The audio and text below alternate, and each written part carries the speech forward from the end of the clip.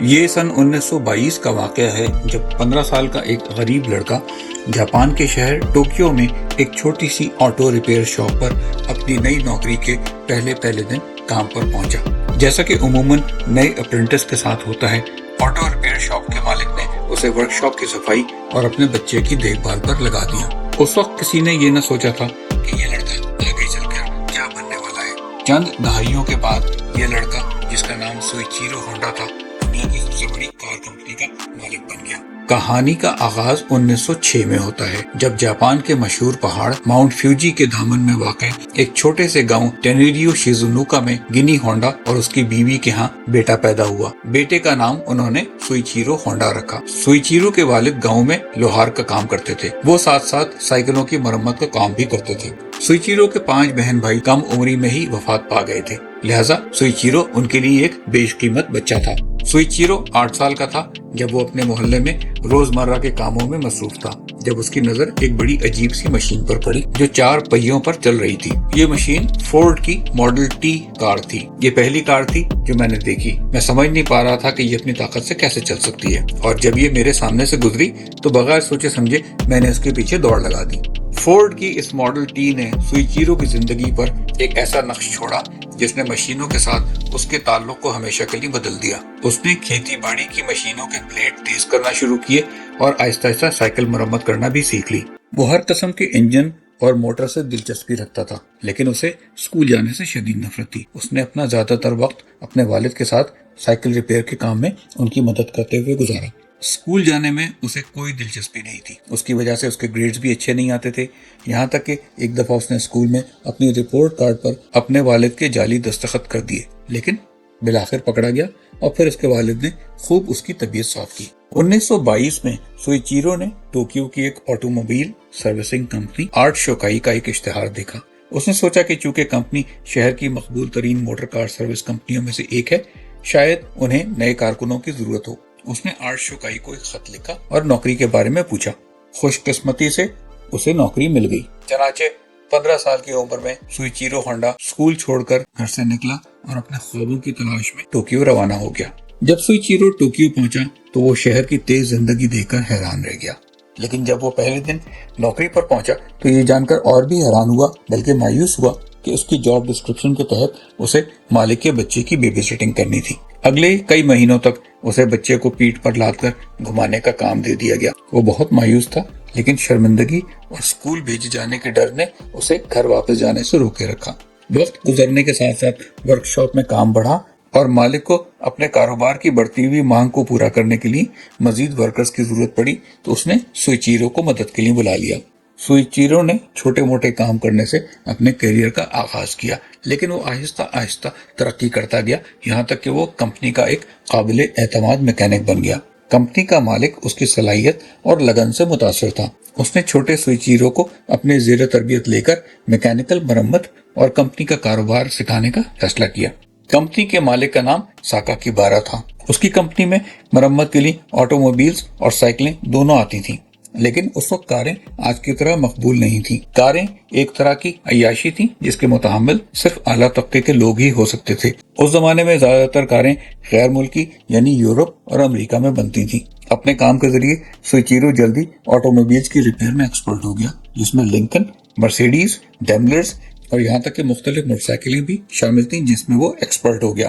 سوئچیرو نے اپنے علم اور ایکسپرٹیز کو بڑھانے کے لیے اپنی پوری توانائی صرف کر دی۔ اب سوئچیرو کا تعارف موٹر سپورٹس سے ہوا۔ اس وقت موٹر سپورٹس یورپ، امریکہ اور جاپان میں تیزی سے مقبولیت حاصل کر رہے تھے۔ 1923 میں ساکاکیبارا خود ریسنگ کار بنانے لگے۔ ان کی ٹیم میں سوئچیرو بھی شامل تھا۔ ان کا پہلا ماڈل آرٹ ڈیملر تھا، جو ایک پرانے ڈیملر انجن کو استعمال کر کے بنایا گیا تھا۔ ان کا دوسرا ماڈل کرٹس تھا۔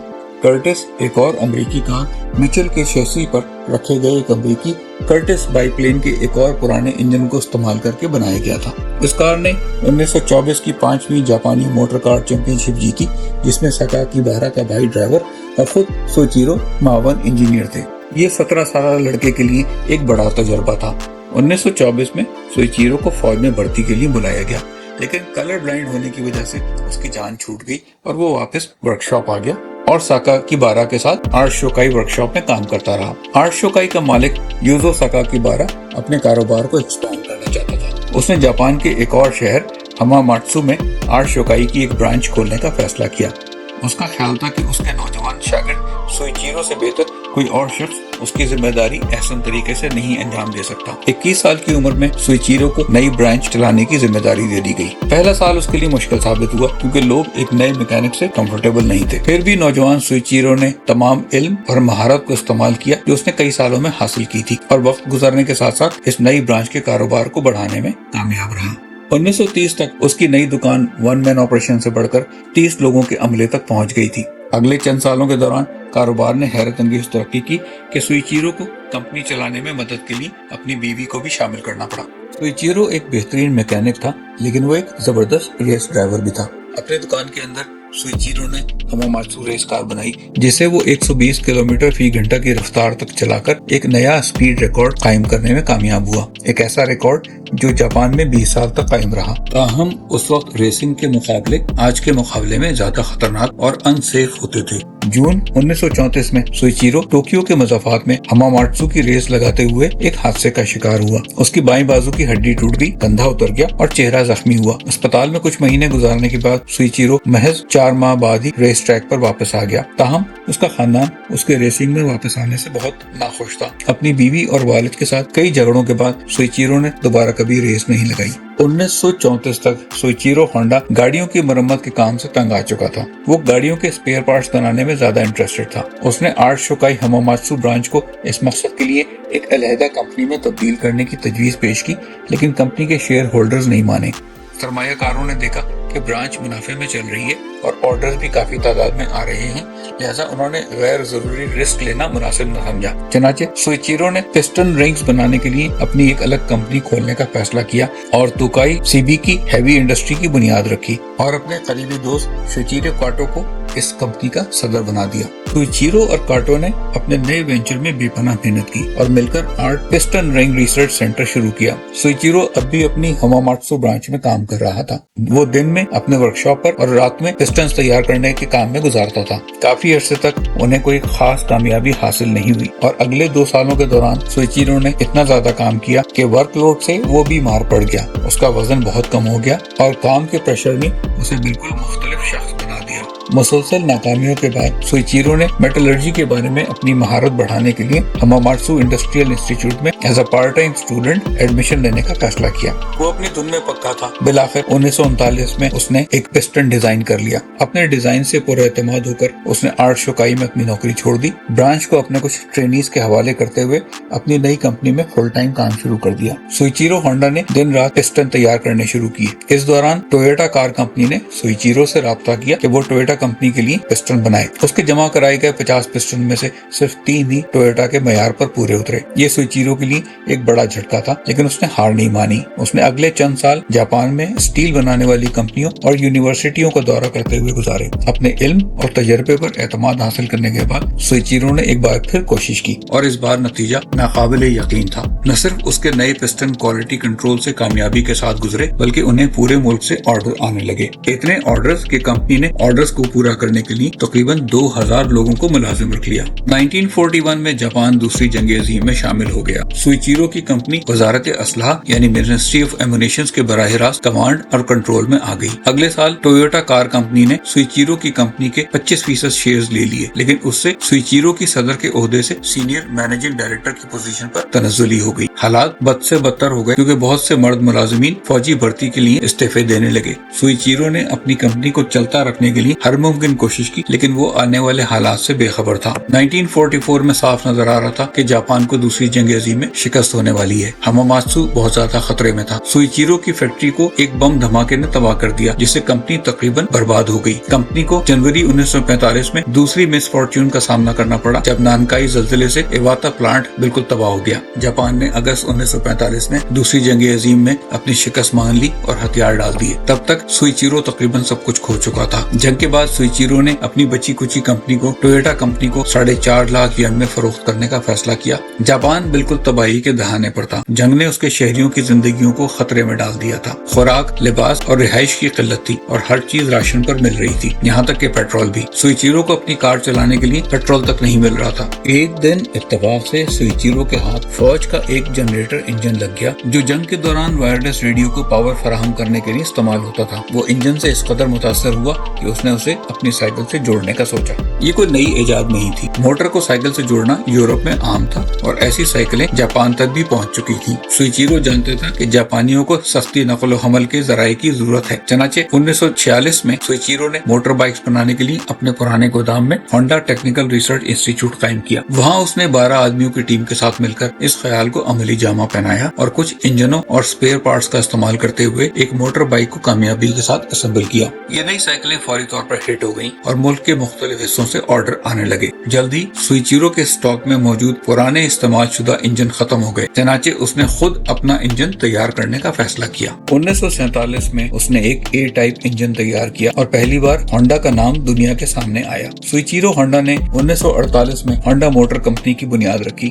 جس کا مقصد جاپانیوں کے لیے چھوٹے فاصلے طے کرنے کے لیے موٹر سائیکلیں بنانا تھا۔ مسئلہ یہ تھا کہ سوئچیرو کو اپنی پیداوار بڑھانے کے لیے مزید پیسے درکار تھے، جس کے لیے اس نے ایک انوکھا طریقہ اختیار کیا۔ اس نے جاپان میں سائیکل کی 18,000 دکانوں کے مالکان کے نام ایک کھلا خط لکھا، جس میں اس نے انہیں بتایا کہ اس نے جاپان کو دوبارہ متحرک کرنے کا حل سوچا ہے۔ 18,000 دکانوں میں سے تقریباً 3,000 دکانوں سے اس کو جواب ملے اور انہوں نے سوئچیرو ہونڈا کو اپنی پہلی شپمنٹ شروع کرنے کے لیے ایڈوانس رقم دی۔ 1 سال بعد کمپنی نے اپنی پہلی مکمل موٹر سائیکل ماڈل ڈی تیار کی۔ ماڈل ڈی ہونڈا کے لیے ایک بڑی کامیابی تھی، لیکن یہ ایک بہت بڑی اور بہت بھاری موٹر سائیکل تھی۔ اس وجہ سے صرف چند لوگوں نے یہ موٹر سائیکل خریدی۔ سوئچیرو خود اس سے مطمئن نہیں تھا۔ کوشش اور ناکامی کے 3 سال بعد وہ ایک اور موٹر سائیکل بنانے میں کامیاب ہوا۔ اس کا نام اس نے سپر کب رکھا۔ سپر کب فوراً ہٹ ہوئی اور اتنی کامیاب ہوئی کہ اس نے جاپان کا قومی شہنشاہی انعام جیت لیا۔ ہونڈا نے سرمایہ کار تاکیو فوجیساوا کے ساتھ ایک بزنس ریلیشن شپ اسٹیبلش کی، جس سے انہیں مارکیٹنگ اور مینوفیکچرنگ میں بہت سپورٹ ملی۔ سپر کب 1958 میں امریکہ پہنچی۔ اس کی قیمت صرف $295 تھی، جو دوسری امریکی موٹر سائیکلوں کی 1/4 قیمت کے برابر تھی۔ کمپنی کی مارکیٹنگ اور سپر کب کی انجینئرنگ ڈیزائن کی بدولت اس نے جلدی ٹرائمف اور ہارلے ڈیوڈسن کو ان کے اپنے ہی مارکیٹس میں فروخت میں پیچھے چھوڑ دیا۔ تب تک سوئچیرو اپنے موٹر سائیکل برانڈ کو ریسنگ کی دنیا میں بھی پہنچا چکا تھا۔ اس وقت ریسنگ ایک کھیل سے زیادہ ایک سٹیج ہوتی تھی۔ یہ مینوفیکچرنگ کمپنیوں کے لیے اپنی کاریں اور موٹر سائیکلیں دنیا کے سامنے پیش کرنے کا سب سے بڑا پلیٹ فارم تھا۔ چنانچہ وہ ریسوں کو دیکھنے کے لیے پوری دنیا کا سفر کرتا اور اپنے حریفوں کی موٹر سائیکلوں کا مطالعہ کرتا۔ وہ اپنے حریف کی موٹر سائیکلوں کی خوبیوں اور خامیوں سے بخوبی واقف ہوتا تھا۔ یہی وجہ تھی جس نے اسے ہونڈا موٹر سائیکل کو 1959 میں آئل آف مین میں دنیا کی سب سے بڑی موٹر سائیکل ریس میں انعام جیتنے تک پہنچایا۔ 2 سال بعد ہونڈا آئل آف مین میں دوبارہ جیتا اور ریس ٹریک پر اس کی کامیابی نے ہونڈا کے نام کو دنیا کے نقشے پر ثبت کر دیا۔ 1968 تک وہ 10 ملین موٹر سائیکلیں بنا چکے تھے۔ 1969 میں ہونڈا دنیا کی سب سے بڑی موٹر سائیکل کمپنی بن چکی تھی۔ تاہم دنیا کی سب سے بڑی موٹر سائیکل بننا سوئچیرو کے لیے کافی نہیں تھا۔ ان کا خواب تھا کاریں بنانا۔ جب سوئچیرو نے اعلان کیا کہ وہ گاڑیاں بنانے جا رہے ہیں تو بہت سے لوگوں نے انہیں خبردار کیا کہ یہ کمپنی کے لیے بہت خطرناک ہے اور وہ صرف موٹر سائیکلیں ہی بنائیں۔ اس وقت جاپان میں نیسان، ٹویوٹا اور کچھ دیگر کمپنیاں تھیں جو آٹوموبائل مارکیٹ میں سخت مقابلہ کر رہی تھیں۔ لوگوں نے سوئچیرو کو قائل کرنے کی کوشش کی کہ ملک کو ایک اور کار مینوفیکچرر کی ضرورت نہیں ہے، لیکن سوئچیرو نے ان کے دلائل نہیں سنے۔ ہونڈا نے 1963 میں اپنی پہلی آٹوموبائل کا آغاز T360 منی ٹرک کے ساتھ کیا۔ بدقسمتی سے اس چھوٹی لیکن قابل اعتماد پک اپ ٹرک کو بہت زیادہ پذیرائی نہیں ملی۔ جلدی کمپنی کی پہلی اسپورٹس کار S500 مارکیٹ میں آئی۔ S500 2 دروازوں والی 2 سیٹر اسپورٹس کار تھی جس میں 4 سپیڈ ٹرانسمیشن لگا ہوا تھا۔ یہ 80 میل فی گھنٹے کی رفتار تک جا سکتی تھی۔ یہ چھوٹی کار چلانے میں آسان تھی، لیکن افسوسناک طور پر اس ماڈل کی صرف 1300 کاریں ہی بنائی گئی۔ سوئچیرو نے موٹر سائیکلوں کی طرح اپنی ہونڈا کی کاریں بھی ریسنگ کی دنیا میں متعارف کرائیں۔ ہونڈا کی RA281 نے اپنی فارمولا 1 کی ابتدا 1964 بیلجین گرانڈ پری میں کی۔ ہونڈا کو اپنی RA282 کے ساتھ 1965 میکسیکن گرانڈ پری میں پہلی پوزیشن حاصل کرنے میں صرف 1 سال لگا، لیکن ریس ٹریک پر ابتدائی कामयाबियों के बावजूद होंडा कार मार्केट में अपने मुकाबिल कार मैन्युफैक्चरर से अभी बहुत पीछे था। चनाचे उन्होंने ऑटोमोबाइल मार्केट में सबसे ज्यादा कामयाब कारें बनाने पर तवज्जो देनी शुरू की। होंडा ने अपना नया मॉडल सिविक 1982 में मुतारिफ कराया। अगले सालों में होंडा सिविक दुनिया की मकबूल तरीन कार बन गई। उसकी कामयाबी की एक बड़ी वजह उस वक्त दुनिया में तेल का शदीद बहरान था। होंडा ने अपनी गाड़ी में तेल की बचत करने वाला compound vertex control combustion engine लगाकर यूरोप और अमेरिका में लोगों को कम पैसे में ज्यादा फासला तय करने के काबिल बना दिया। साथ साथ होंडा सिविक के कैटालिटिक कन्वर्टर ने एग्जॉस्ट गैसों से होने वाली आलूदगी के मसले को भी एड्रेस किया, जिस पर उस वक्त के बड़े ऑटोमेकर्स ने गौर नहीं किया था। होंडा ऑटोमोबाइल मार्केट में तेजी से मकबूल हो रहा था। अगरचे अमरीकियों ने सिविक सिर्फ जरूरत के तहत खरीदी होगी, लेकिन ये होंडा अकॉर्ड थी जिसने पूरे गेम का पांसा पलट दिया। होंडा अकॉर्ड एक कॉम्पैक्ट हैचबैक के तौर पर सामने आई, लेकिन बाद में ये सीडान गाड़ियों तक फैल गई। इस नए मॉडल में होंडा सिविक जैसी ही ईंधन की बचत भी थी, लेकिन एक बेहतर और बड़े साइज के साथ, जिसमें कुशादा इंटीरियर स्पेस और आरामदा होने की सहूलत भी शामिल थी। होंडा अकॉर्ड बाद में ऑटोमोबाइल हिस्ट्री की सबसे ज्यादा फरोख्त होने वाली सीडान गाड़ियों में शामिल हो गई। सन 80 की दहाई के आगाज में होंडा मोटर कंपनी जापान में कारें तैयार करने वाली तीसरी सबसे बड़ी कंपनी थी और 1991 तक ये दुनिया की तीसरी सबसे बड़ी कार कंपनी बन गई। सोइचिरो होंडा 1983 में कंपनी से रिटायर हो गए और 5 अगस्त 1991 को इंतकाल कर गए। गरीब लोहार के इस बच्चे का तवील सफर यूं इख्तिताम तक पहुंचा। होंडा अब कई फील्ड्स में इंडस्ट्री लीडर है, जिसमें jets, boat engines, power equipment और रोबोट्स शामिल हैं। वीडियो देखने का शुक्रिया। चैनल को सब्सक्राइब करें और वीडियो को लाइक करें। अगली वीडियो में फिर मिलेंगे।